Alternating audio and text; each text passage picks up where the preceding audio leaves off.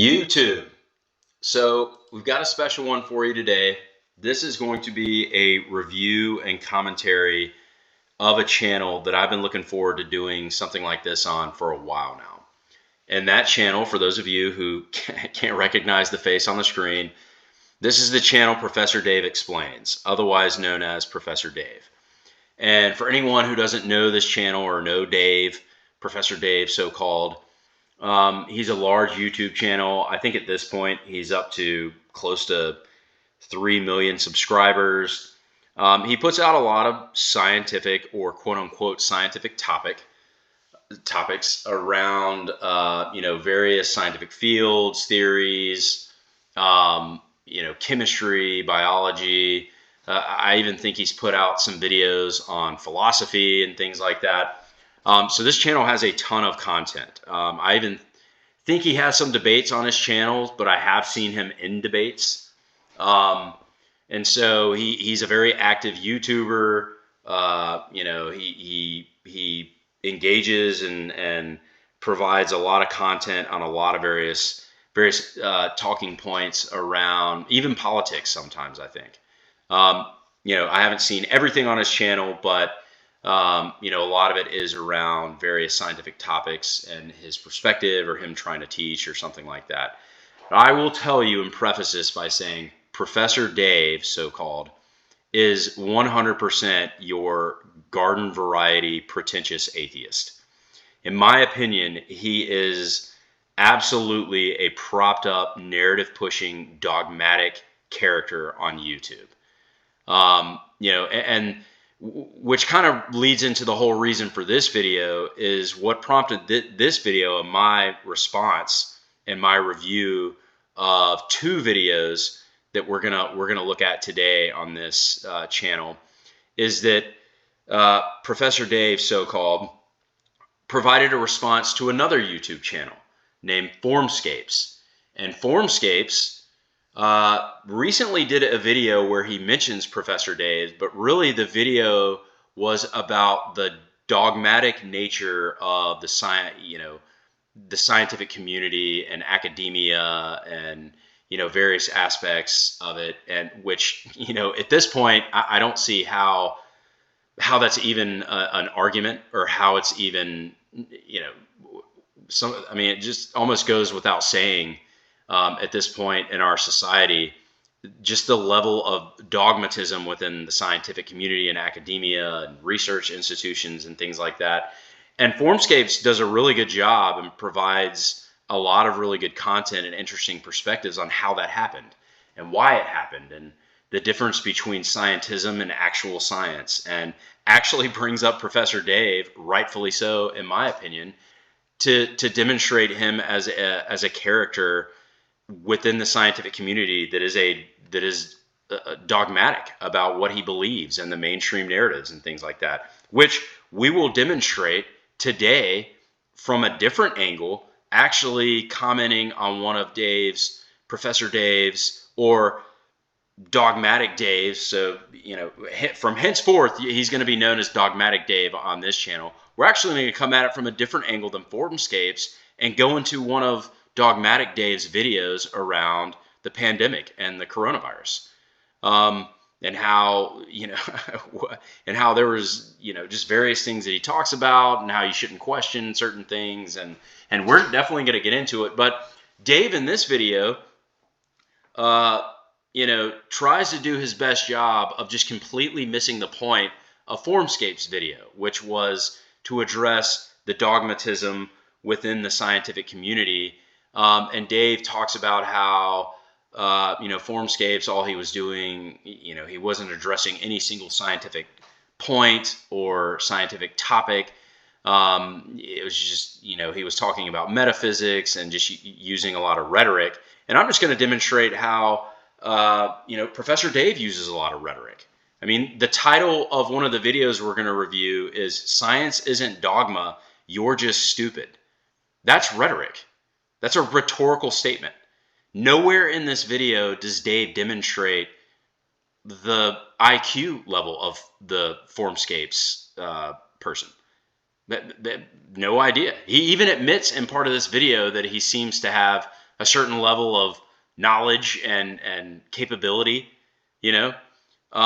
But we're going to get into it, and we're going to start off with Dave's response to Formscapes, and then we're going to transition into the actual pandemic coronavirus video that Dave put out a few years ago, which now we have all kinds of information on how Dave was wrong on many things. But some of the other things that Dave gets into on this response to Formscapes, I'm going to do another review on Dave's response to Formscapes, which is going to heavily focus on the video that we're going to start off with. But, Formscapes brings up the point of the reproducibility crisis within the scientific community, and Dave just completely, just uses rhetoric and things like that. And I'm going to demonstrate how it's an accepted in many academic settings. It's an accepted and researched problems at universities. So we're going to get into a few things when it comes to this first video, and then transition into Professor Dogmatic Dave's COVID video. But we'll go ahead and get started just to set the stage. Hey everyone, you may remember some debunks I've made regarding electric universe and other pseudoscience in the realm of astrophysics. While they don't create as big a stir as my content exposing creationists, they do result in some butthurt contrarians making videos whining about how indoctrinated I am. One such video... You are extremely indoctrinated, or at the very least, you push indoctrination of others. has surfaced recently, and I'd like to dissect it for you, so let's get started. The video is called How Science Became Unscientific, released last month on a channel called Formscapes. I would highly encourage anybody to go watch the video. Very interesting video. It is long. I think it's 2 hours long, but provides a lot of very good information. Not saying I agree with everything, not saying that he's right about everything, but it is a very interesting video that provides a lot of evidence for what he believes and what I think a lot of people see today, and that is the dogmatic nature of academia and certain scientific institutions and scientific theories and fields and the opinions and people around those industries. It's a small channel, and the video didn't really get a lot of views, so I would normally ignore it just like I would any random flat earther. But in this case, I wanted to respond because it's such an immaculate example of the precise brand of anti-science rhetoric that is rampant in society today. Anti-scientific rhetoric that is rampant in science or society today. Literally a video called Science Isn't Dogma, You're Just Stupid. Rhetoric. Here's another part of the video, 100% rhetorical. Just look at this. It's as though you're pretending that this round peg doesn't fit in this round hole, even though I'm showing you that it does, and insist instead that this square peg would fit much better, no matter how many times I show you that it objectively doesn't. Instead of acknowledging anything I'm showing you, you just whine about dogma. But again, science isn't dogma. You're just stupid. Yes. We just whine about stuff you show us because you literally just showed us a child's toy and you playing with it. Oh goodness, here's a nice little jingle for you. Of course, this isn't rhetoric at all. Clarity how you're dumb and wrong. Sing it with me. Science isn't dogma, you're just stupid. Literally in the same video, I think a little after the first clip that I just showed you, it's a jingle. It's a jingle about how science isn't dogma, you're just stupid. It's a rhetorical jingle. I mean, this is fantastic. This is not going to be the only review I do on this channel, by the way. This is going to be an ongoing thing. I think Dave is an entertainer. I think he's entertainment. It's a manipulative epistemological poison that has the potential to kill off the human race. Yes, questioning science and things like that has the potential to kill off the human race, but not bioweapons created in a lab, allegedly, per se, or weapons or anything like that, or politics or the moral decay of a society and country because of the abandonment of traditional values. It's this. And it's alarming how popular this type of narrative has become, even among moderately educated people. The basic premise is that real science, the kind that has given you the computer and internet and satellites that are allowing you to watch this video right now, is dogmatic. Nobody really debates on the topics of, architecture or engineering or anything like that. Established real world scientific fields or, industries or thoughts that clearly produce things that work, and we know that they work, and that have been established for a long time. How to build something really high and it not fall down. Nobody debates around engineering. What we debate is, the efficacy of certain prescriptions and things like that to sicknesses, maybe because maybe there's conflicts of interest, or certain theories that constantly change around cosmology and history and biology and different fields that clearly have questionable questionable evidences around them, and people within those fields who clearly say things that that are borderline, maybe they're whistleblowers, dare I say. And we'll get into some of the quotes of actual people in these fields, but nobody really debates engineering or anything like that. An ideology, a tyrannical worldview wielded by the powers that be to indoctrinate us, while ignoring newer, better theories from super awesome rogue trailblazers. The part of the video where he talks about me is towards the end, regarding my very first debunk on Electric Universe, but there's quite a lot of build-up, so let's leave that for the cherry on top and start from the beginning. So we're not going to get into the rest of that, but I'll just address one point that he gets into in this video where Formscapes brings up, what I've already mentioned, the reproducibility crisis, around the fact that the majority of scientific experiments that are published and put in peer-reviewed journals and things like that, the results cannot be reproduced by other scientists and researchers, that's not good. That's not a good thing at all. And you should absolutely question certain things.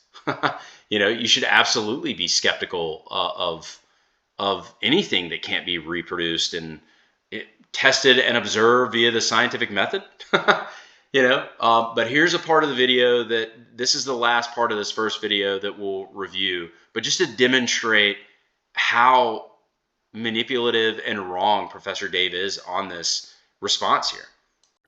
In order to substantiate this, some screenshots of cherry-picked fringe essays are flashed, as though the entire body of scientific knowledge can somehow be rendered invalid just by shouting fake news. This idea of most research being wrong is preposterous clickbait. It is not preposterous clickbait. And for those of you who can't read the screen, maybe if you're listening, the title of the essay that Formscapes provided is titled, "Why Most Published Research Findings Are False."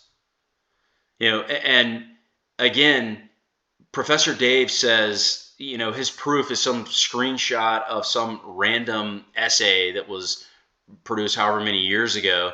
Well, okay, just to demonstrate how this is not some random journalist coming up with some random clickbaity thought. Here's the University of Southern California School of Engineering article from November 2nd, 2022. Here's the title of the article: "The Reproducibility Crisis in Science. These Researchers Have a Fix."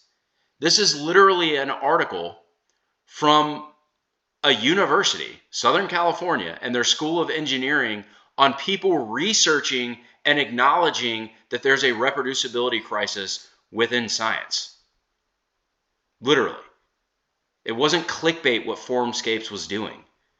This is not some generic no-name website, Dogmatic Dave. This is from the University of Southern California. I'm not even going to try to pronounce the name of the School of Engineering, which is irrelevant, but literally they're acknowledging that there's a crisis, a reproducibility crisis in science. So moving on, we're actually going to get to this video. This is the video we're going to review. And this video is around, I think, 13 minutes, 12 minutes. And I'm going to stop this video in various places just to demonstrate how wrong Dave is on certain topics, just to demonstrate the level of nonsense and narrative pushing and just false information that he has in this video. Some of the stuff I'm not even going to go over because I can't go over certain statistics and discuss certain efficacies of responses to the coronavirus and things like that, because my channel will get absolutely kicked off of YouTube. I will get silenced, which is an obvious, obvious evidence that someone is wrong, is to just shut them down. So there will be parts of this video that I'm just not going to go over, and then I'll just let go, or I'll fast forward it. But we'll go ahead and get into a video that Dave put out. I think this is a video from 2020, April 28th, 2020. So here we go. Hey everyone out there in quarantine land, I hope you're comfortable and well fed. I myself am very lucky. I actually moved to a new place on March 1st, just in the nick of time, and it's much cozier than my old place, so that's been fun, although my office is pretty much the same. Literally nobody cares, Dave. Nobody cares, Dogmatic Dave. As it was, as you can see. But other than that, I'm here all day, every day, like everyone else, working on the channel, doing my thing. Yes, like everyone else, is a YouTuber who doesn't have responsibilities like significant others and children and normal things like that. They're working on YouTube videos like you, by themselves, allegedly. And because of that, I wanted to talk a little bit more about the coronavirus. Some of you may have seen the brief informational video I put out in February using the data that was available at that time, and it had a fairly optimistic tone to it, given that the virus was still largely contained in China. Needless to say, it didn't age too well. That video didn't age very well. This video didn't age very well. And not only are we going to demonstrate how it did not age well at all, we're going to demonstrate Dogmatic Dave's dogmatism. As a month later, the complete lockdown began. But if you're interested in facts about the virus, be sure to check that one out as I talk about the morphology of the virus, the methods of transmission, and all the academic stuff. Today, however, I want to address the wide variety of misinformation that has been rampant lately. I can't say I'm surprised to see it. This is how our society has come to function in the information age. Yes, you're not surprised that we're in the information age where information is it's so much more readily available to the general public and not filtered through mainstream publications and academia and the mainstream news, that people are starting to question the institutions that push a lot of narratives that are blatantly false. Exactly what we're going to do to demonstrate on this video today, and that doesn't surprise you. I mean, it's just ridiculous. But it is still very dangerous, so let's get through some of these rumors now, starting with the most ridiculous. The first thing I've heard with alarming frequency is that viruses aren't real. That's right, we aren't talking about where the novel coronavirus came from, or what it does to you, or what people think about the quarantine. I'm saying that there are people who literally believe that viruses are not real. Look how he doesn't substantiate anything that he's saying. They're rumors, and he's heard that people or seen people not believe in viruses, but what percentage of the population, what percentage of YouTubers? As someone, Dave, you would call a conspiracy theorist, this was not a widely believed thing. I'm not saying people didn't believe it and there weren't channels talking about it, but as if this was some rampant belief that people had, and it wasn't there, and there weren't more legitimate questions around the efficacy of certain responses to the coronavirus and certain remedies to the coronavirus, and that wasn't what was really being targeted and silenced and things like that. It was the people who think viruses aren't real. You're not substantiating anything. This is astounding. It's difficult to even know how to respond to something so absurd. Viruses are real, period. Apart from all the diseases we are aware of that are definitely transmitted by viruses, we can literally see them in electron microscopes. Here are a bunch of different images of viruses. Again, these are not illustrations. These are actual images captured by an electron microscope with a magnification of around 1 million times. This is what viruses look like. We know a lot about them. We utilize them in biotechnology. There are thousands of people all over the world who work with viruses every day. Virology is an entire field of study, and those who study it are called virologists. Yes. And they can make bioweapons and manipulate viruses and do all kinds of crazy stuff with viruses, allegedly. There's a reason I'm saying that, because that's going to come up later in the video. Which means that virologists have jobs. They have salaries. People don't get paid salaries to study things that don't exist. Just completely false. Absolutely false. Even by your own worldview, by your own paradigm, yes, there are people who study things and have salaries that you believe don't exist, like God. They're called theologians. I mean, just a completely false statement. That's not even getting into theoretical physics. There's things that don't exist, and everything exists in theoretical physics. Astrobiology. It's just, what a dumb statement. Viruses exist. If we can't agree on what exists and what doesn't exist, we are really in trouble as a society. So please get on board with this. Yeah, we're not really in trouble with a society on how people view morality or war or, the, rampant decay of societal cohesion around politics and things like that. It's it's around whether or not viruses exist. Oh my gosh. I have tons of biochemistry, biology, and microbiology content that can be shared with people that are this cripplingly skeptical if they can somehow be convinced to take a look. Everyone needs to keep in mind that this is not the first large-scale pandemic. Pathogens like Yersinia pestis, also known as the plague, have historically taken huge chunks out of the global population. This is nothing new. We are just far better equipped to handle something like this than ever before. It is science that specifically equips us with the capacity to battle these pathogens, and those who turn their back on this capacity become problematic. People who think the virus isn't real obviously aren't taking social distancing seriously, which drives up the rate of transmission, and thousands more will die as a result. Our actions during this peak period of infection matter, so you should leave the house as little as possible, only for supplies, unless you have a job in an industry that is deemed critical at this time. Yeah, so not going to get into the efficacy of any of the images and things he was just talking about, social distancing, masks that was shown on, for those of you who can't see the screen, there were doctors with masks on and things like that, because this channel would probably get shut down or, kicked off YouTube or what have you. Not even going to get into the daily deaths due to COVID-19, the statistic there. Even though you can readily look at, the different countries and even states within the United States that handled the pandemic differently. There are massive differences between how certain states handled COVID and how that ended up versus states who handled it in a very different manner and how that ended up for them. You can go look at it and come to your own conclusions. But what I was going to point out in this one, what I will get into is, you shouldn't go outside unless you have one of the essential jobs. Yeah, it wasn't weird to anybody that one of the essential jobs is working at a liquor store, Dave. Dogmatic Dave, or like Walmart,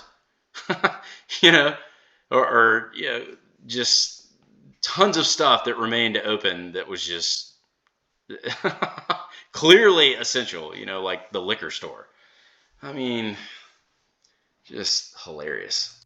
There is also a viral fad, pun intended, associated with filming hospitals, which is meant to convey that nothing is going on inside of them, and this too is ridiculous. First of all, everyone inside has taken proper precautions, which is why you don't see activity in the main lobby.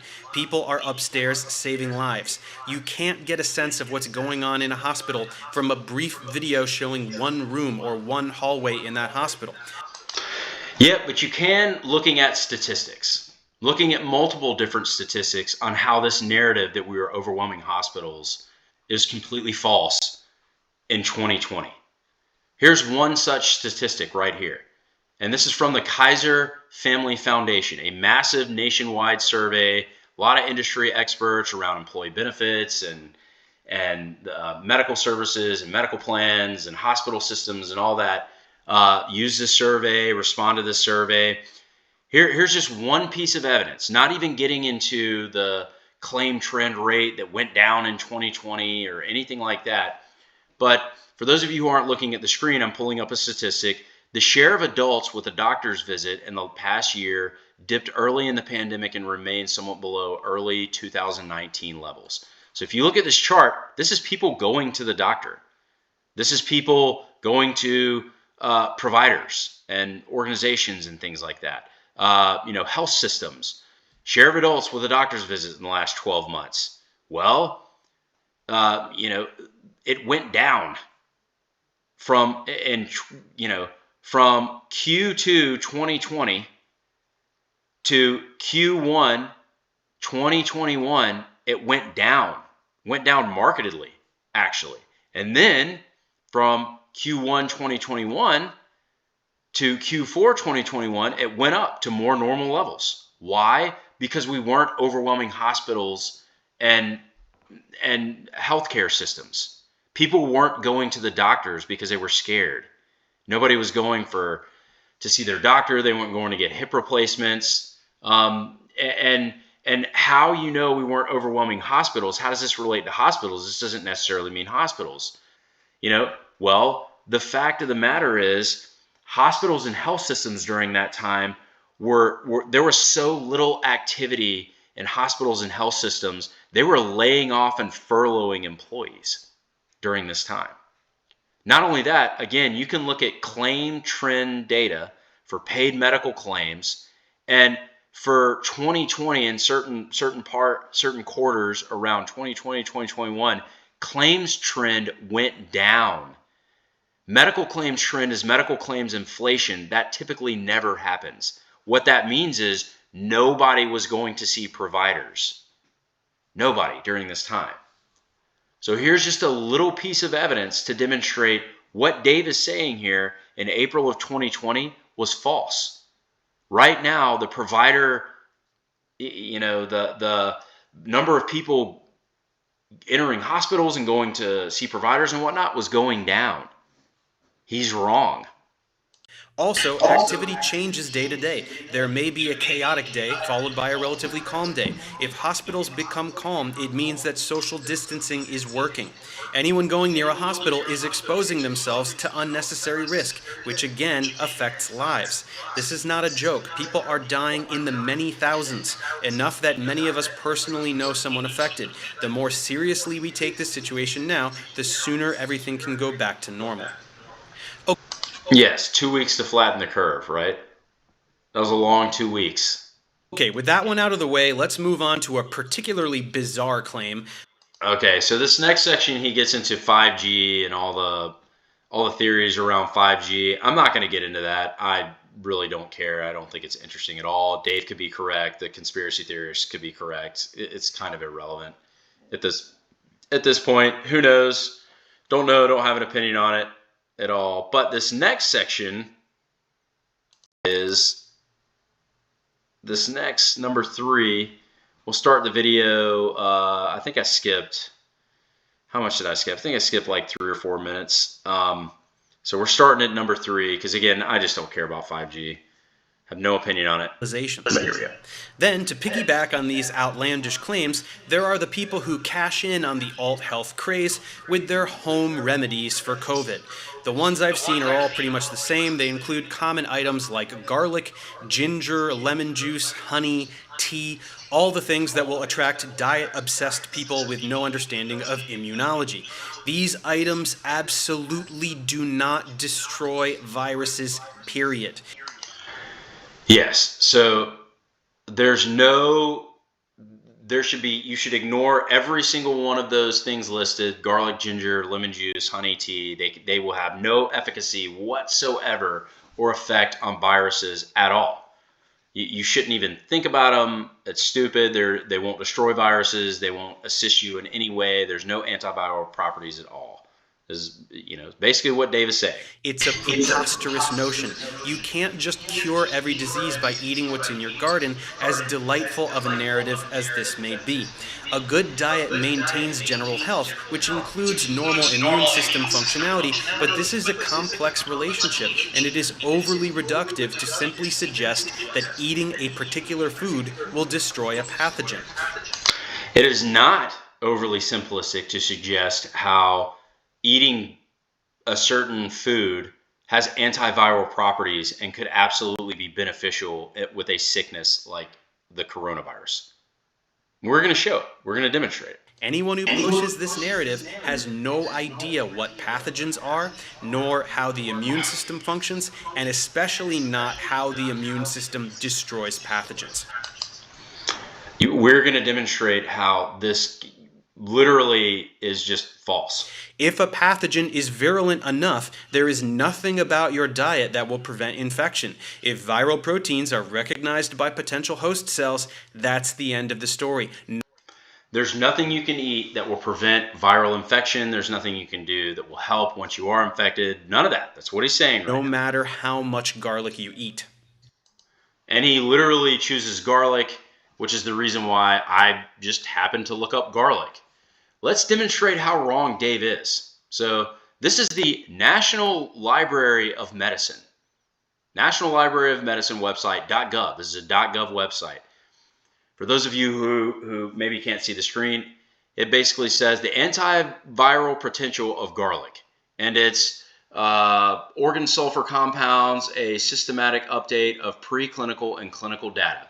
This is a very, very long article, tons of information on garlic and its potential. I'm going to scroll down to all the way at the bottom where it has the conclusion and perspectives. So I'm just reading the National Library of Medicine from our government. Viral infections are a leading global challenge due to the increase in viral drug resistance and rapid mutations. Plants as a natural medicine have a long history of use against infectious diseases and as a potential source of novel drug discovery. Garlic has been used widely for thousands of years as a functional food and a spice, as well as a traditional medicine against a number of diseases, including infections. Allicin and its derivatives were found to be the most promising OSCs of garlic and are responsible for several of garlic's therapeutic activities, including the prevention of viral infections. Literally, Dave is wrong. Dogmatic Dave is wrong. He's just wrong. Continuing. And finally, there is the notion of the virus being deliberately manufactured in a Wuhan lab. I mention this last as it is technically the least ridiculous because it is not specifically unscientific and therefore doesn't deserve to be instantly dismissed like the other claims. But the fact remains that it's difficult to identify a solid logical basis for such a notion. Yeah, a solid logical basis for such a notion, like the fact that virologists exist who get paid salaries to work with and manipulate viruses and study viruses, because people don't get paid to study things that don't exist. Right? It's not logical to assume that people are messing with viruses. virologist that you just talked about earlier in the video? How could this virus be considered a biological weapon? Similarity to other coronaviruses is not specifically indicative of manufacturing. It is completely consistent with normal evolutionary processes. It is an animal-borne pathogen that is causing a global pandemic as other viruses have. It is just more widespread, not because it is deadlier than previous coronaviruses, but rather due to details regarding the incubation period. Also, it is affecting every nation on Earth. It is not disproportionately affecting. For those of you who have watched my channel, he just used the word nation. He has no idea what the word nation means, or probably routinely, just like now, does not use it in its, historical context.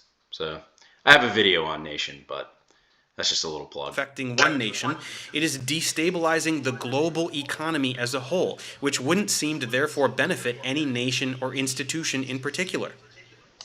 Yeah, there's no benefit to the total control that certain countries put over their citizens, like lockdowns and closing businesses and or anything like that. There was no there's no incentives for drug companies or anything like that to provide the solution to the problem. Or I mean, just holy mackerel.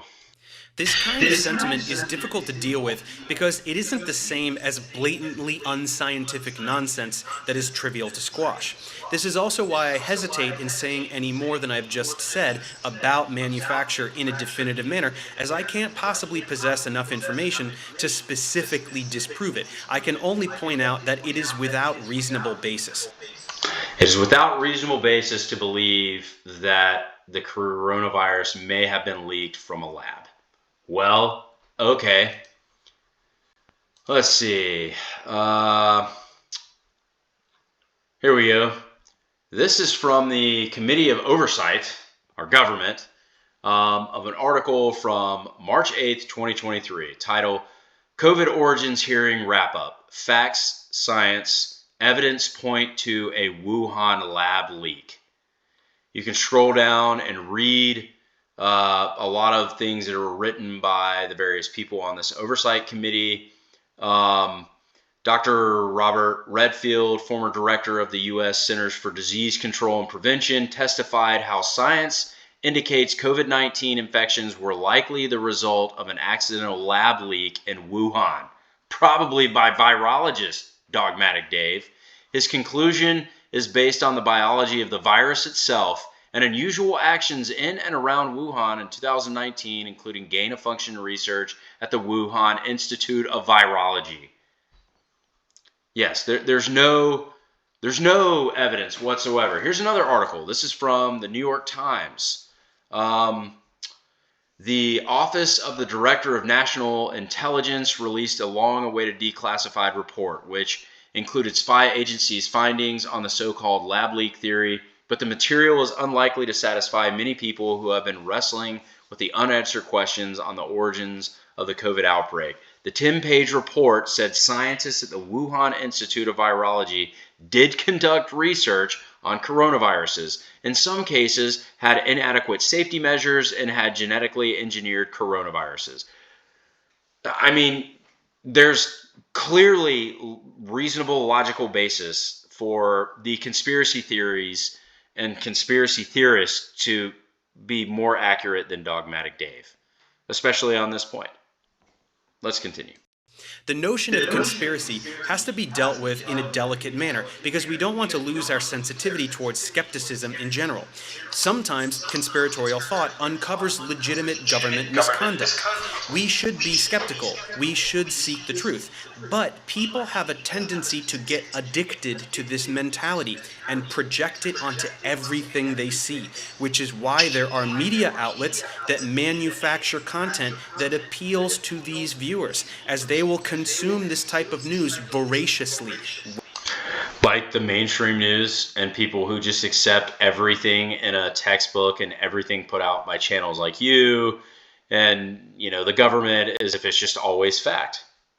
Yeah, don't question things unless we allow you to question them. whether or not it is true. There is a huge subset of the population that lives and breathes conspiratorial narratives and will exercise confirmation bias like crazy, which is a problem because any reality you want to believe will be there somewhere on the internet for you to find it. Just because you saw a YouTube documentary or read a blog post that says something, it doesn't necessarily make it true, no matter how professional the source seems. There is a broader danger here.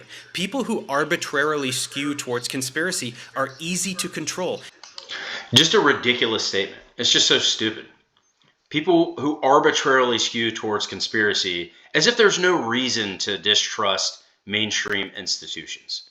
Literally showing how you really shouldn't trust a lot of what Dogmatic Dave puts out in his videos, that a lot of it is just rhetoric, but people just arbitrarily skew towards conspiracy.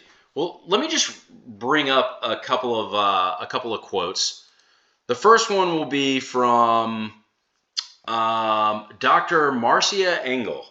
So, what does Dr. Marcia Engel have to say about certain industries and certain companies or industries as it relates to medicine and pharmaceuticals and all this kind of stuff? And I've got a quote pulled up on the screen.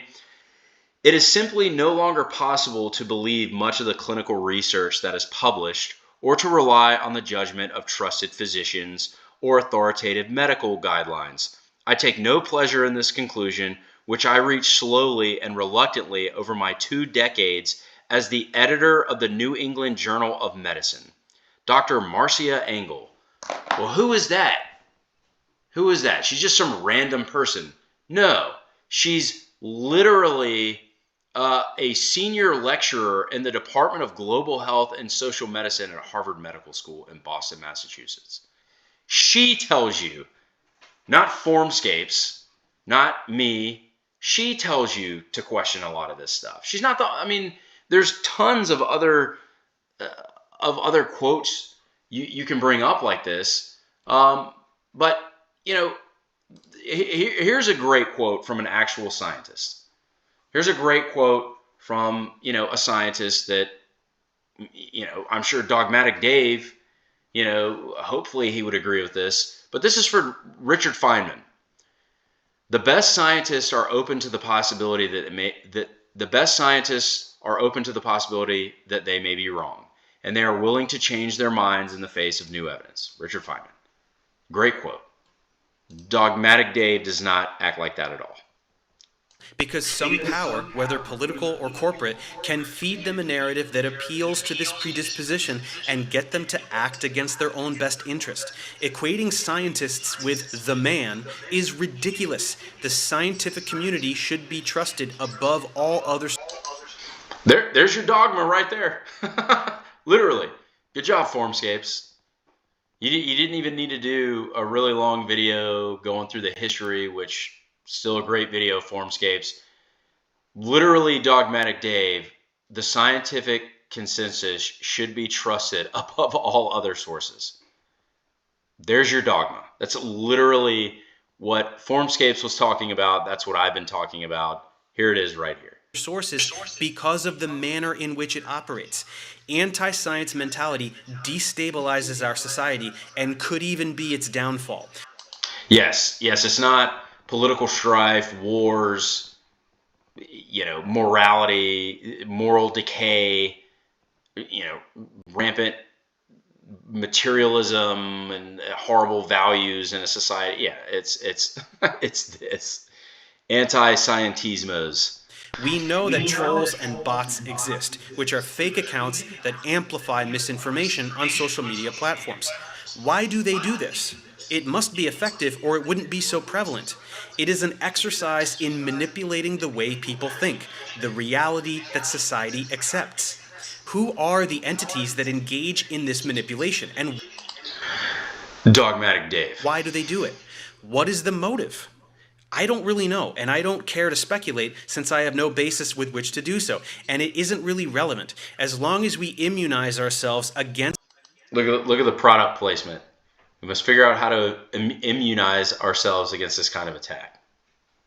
Solid. Solid product placement. This kind of manipulation, it will eventually become powerless. So that covers some of the stories I've been hearing lately. As you can see, they tend to follow a common theme. That theme is that the government is bad, science is somehow the government, so science is bad. This is the primary issue, that some people seem to be unable to accept basic scientific facts as existing without political motivation. Wow. There was a ton of political motivation 2-3 years ago around a lot of the policies that were put out there, and just the notion that there's no reason to believe that science and the government influence one another, and that science is not the government, neither one of them are bad, or that science is not bad because the government is bad, kind of deal. Well, as if the FDA doesn't hire chemists and biologists or epidemiologists, as if the CDC doesn't have PhD level scientists who help make decisions around some of these things, who came from academia and the scientific institutions, as if they're not correlated or related in any certain way. I mean, it's just ridiculous. It's just ridiculous statements. This is the end of my response to Professor Dave.